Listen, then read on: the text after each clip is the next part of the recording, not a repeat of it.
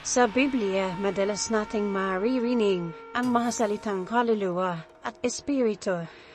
Pagamat madalas silang ginagamit ng magkasama, mayroong mahalagang pagkakaiba sa dalawang konseptong ito.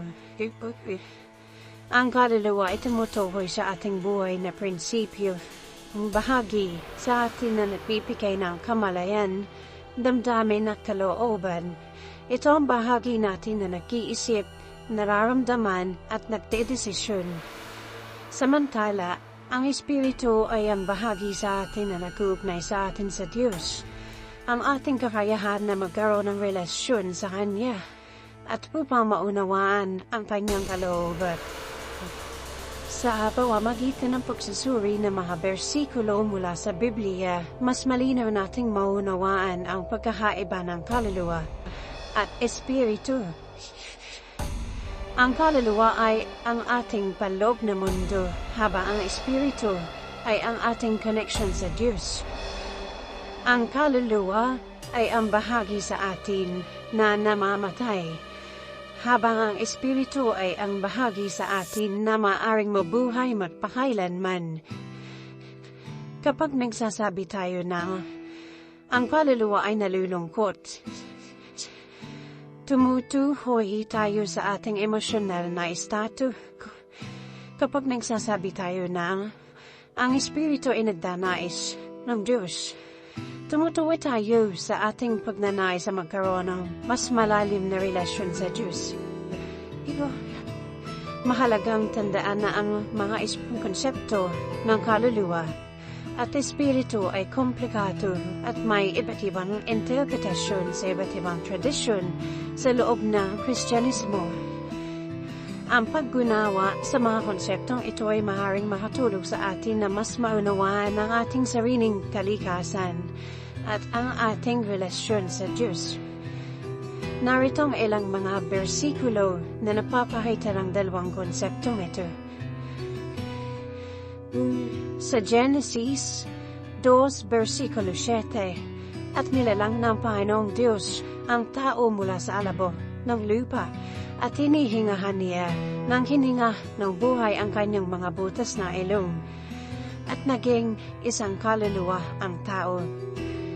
Ang bersikulo na ito ay napapakita na ang kaluluwa ay ang buhay na prinsipyo na nagbibigay sa tao ng buhay. Sa Mateo 10, versikulo 28, huwag kayong matakot sa mga pumapatay sa katawan, ngunit hindi makapapatay ng kaluluwa.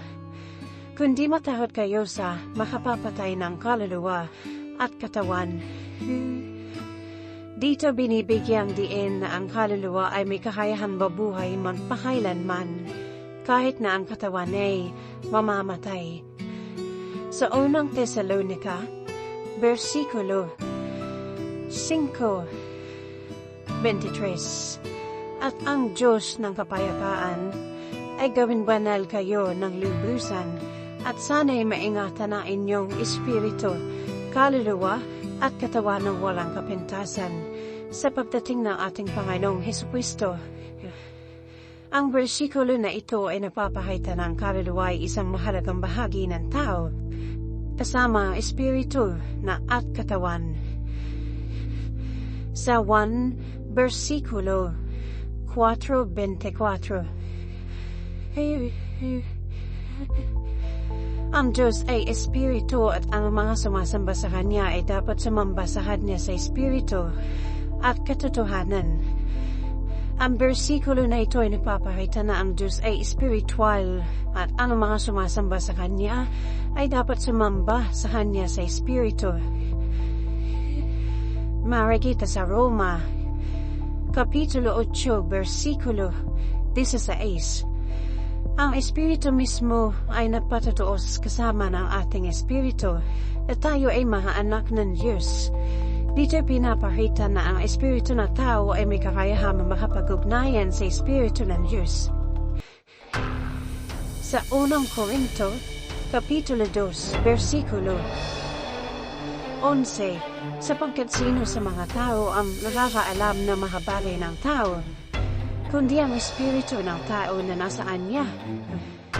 Gayon din wala nakakaalam na mga bagay ng Diyos kundi ang Espiritu ng Diyos. Ang bersikulo na ito ay napapahayag ng Espiritu ng tao ay may kakayahang maunawaan ang bagay ng Diyos. Ang mga bersikulo na ito ay napapakita ng kaluluwa at espiritu ay magkaiba, ngunit magkakaugnay na mga bahagi ng tao. Ang pag-unawa sa mga konseptong ito ay maaaring makatulong sa atin na mas maunawaan ang ating sariling kalikasan at ang ating relasyon sa Diyos.